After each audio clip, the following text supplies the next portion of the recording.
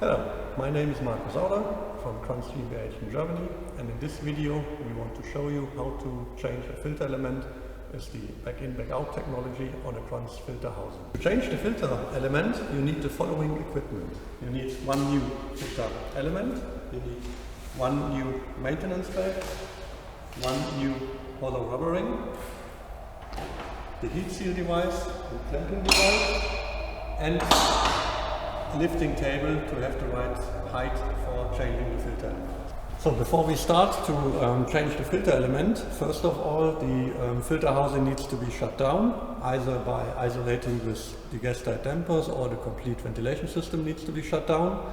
Once this is done, we have an in-bleed filter. If you have dampers on the housing, you will have a negative pressure inside the housing, and to equalize the pressure you will open the bleed valve. In this case, air can stream into the housing, equalize the pressure, and it's easier to unfold the maintenance bag later on. First of all, we remove the cover of the filter housing by unlocking the screw, and we will find then the fixed maintenance bag on the housing. So the maintenance bag is clamped with two hollow rubber rings to ensure a tight seating. So the first step, you unfold the maintenance bag. So you adjust the table to the right height so that you are on a similar level to the filter element, and as a next step you need to unlock the filter element. This is done by compressed air, so we have here a connection with compressed air, and when we open the valve we will release the filter element so that it's easy to remove the filter element. So by unlocking the filter element, it is now possible to use the maintenance bag as a glove and pulling the filter element slightly out. And now it is important not to damage the bag, to try to get the maintenance bag simultaneously with the colleague over the board and over the filter element to avoid the stretching of the maintenance bag. When you have done that a few times, then you can remove the filter element further, and you will continue with pulling the maintenance bag over the filter element. And it is important, if you have sharp edges, like for instance if you have steel cassettes, to do this slow and very carefully.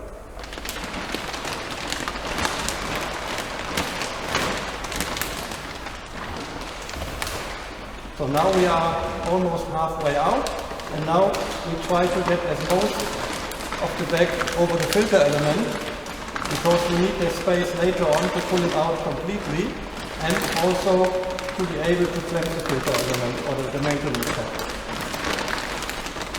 So now we are almost at the end of the maintenance bag. Now we can pull out the filter element and put it to the table. So the filter element is now out.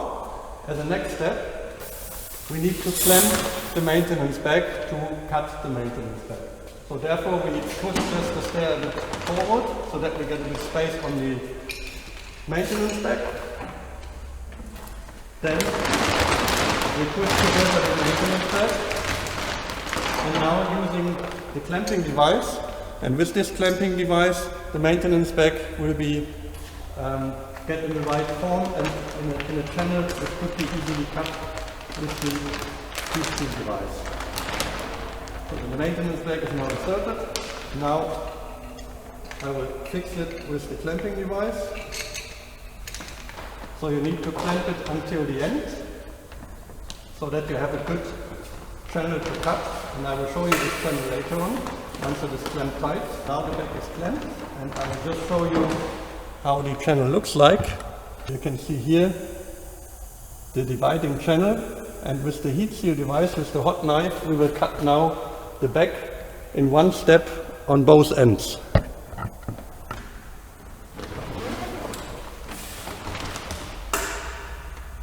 So it will be cut with slightly sawing movement, but without pressure on the knife, because if you put pressure on it, the weld would not be tight enough, and it would be getting a failure. We are using PE bags. With PE bags, the dust which will be created is not hazardous and not harmful, so therefore it is a safe procedure to cut the back with a hot knife. So this will take now a couple of seconds, and once we are through the back, so we are now through the back, we are now moving with the knife several times over the surface on both ends to weld it, and once this is done, the back is now cut and welded in one step. Now we have to wait approximately a minute so that the plastic can cool down, and then we can open the device. So the minute is now over, so we can unlock the device again. And once we have done it, you can see here both ends are completely welded, and I also can show it a bit closer. So you see this end is completely welded, and also the end on the other side is completely welded. So this filter element is now ready for disposal, and the opening of the housing is still covered by the back remnant. The next step will be then how to fill in a new filter insert. So before we start to get in the new filter insert, we have now here the new filter element. We have the new maintenance bag, and as a first step, we pull over now the new maintenance bag over the new filter element, so that the filter element is inserted into the new bag. And here it is also important to carefully pull the maintenance bag over the filter element, not to destroy the maintenance bag. So all this work should always be done at least with two, to avoid problems there. Then you should leave a bit of the back, because this you will need later on to remove the old bag which is placed in front of the housing. So now we will lift up the filter element, we'll pull down the maintenance bag and lay the filter element on its side.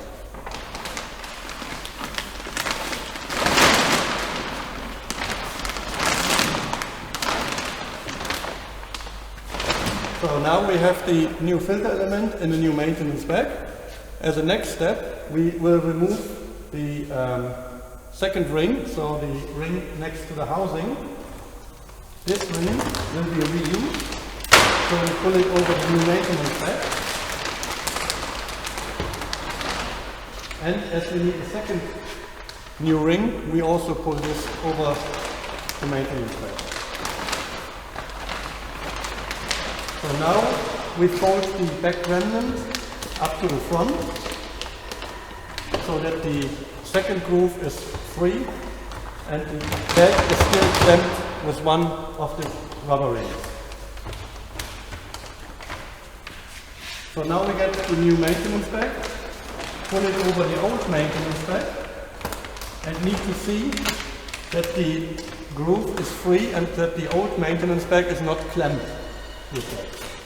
Then we take a new hollow rubber ring and we push this one into the undercut groove, and you should see that the handle is always in a position that it is easy to grab. So I recommend it for the vertical arrangement on the top position, for horizontal arrangement maybe on the side. Okay. So once the new maintenance bag is clamped,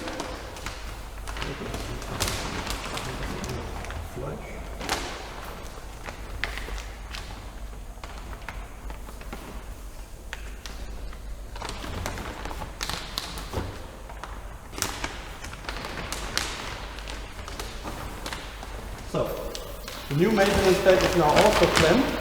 Now you use the maintenance bag as a glove to remove the old maintenance bag that is still on the housing. So therefore you take it like a glove, you grab the handle and you pull out the ring and the maintenance bag.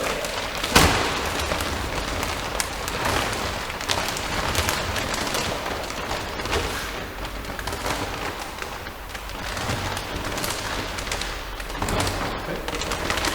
So once this is done, you will then grab the old bag and the old ring, and you need to transfer it behind the filter element to the other side, And here it is important not to pull the back remnant and the ring over the surface of the filter element, because this could destroy the filter element. So always push it from the side walls where the filter element is protected. And then you can see here why I left a bit of the back at the end front. So I will use that one also as a glove, so that I can come closer to the side where I want to pull the rest of the filter. So we will now push it forward to this position. And from this side, I can then grab the old back remnant and pull it behind the filter element. And the same I will do with the maintenance, with the hollow rubber ring. So again, I use it as a glove. Pull the ring to the front side, to the side. And once I reach the position, I can grab it and pull it around. So now the old maintenance bag and the old ring is behind the filter element. We will place now the second ring to fix the maintenance bag. So here again, handle in the top position so that it's easy to grab for the next changing.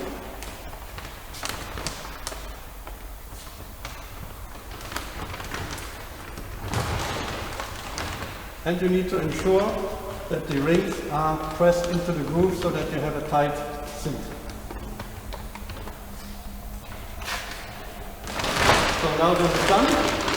Now we can bring the filter element a bit forward on the table, so that you have also free space there. And then we do the same when removing the filter element. We pull the maintenance back carefully over the new filter element.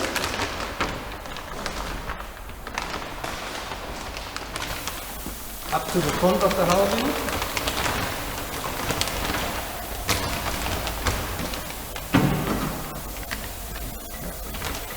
We lift it in the right position,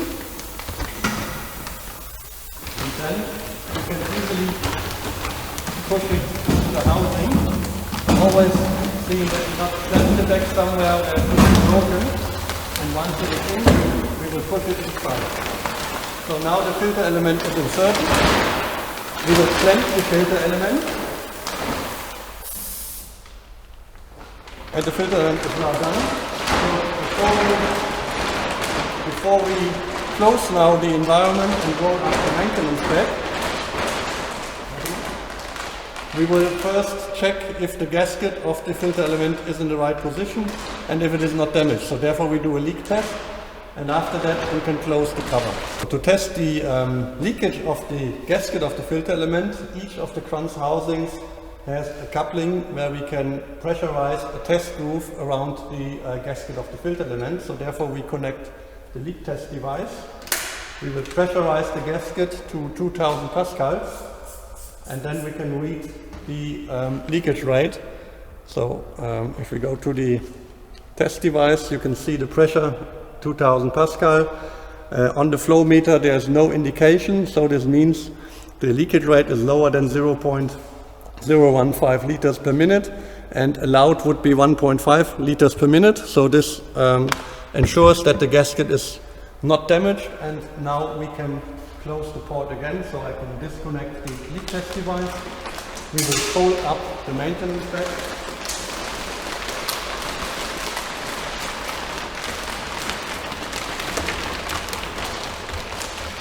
And then we put the cover on again. And by putting the cover on, you need to ensure that you don't clamp the handles there, so that the gasket is proper on the filter housing.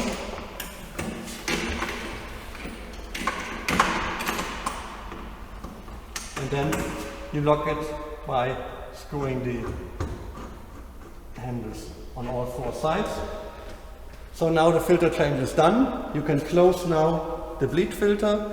You can open again the dampers, and you can get the system again into operation. I hope that was a good explanation for you. I hope you found it interesting, and thank you very much.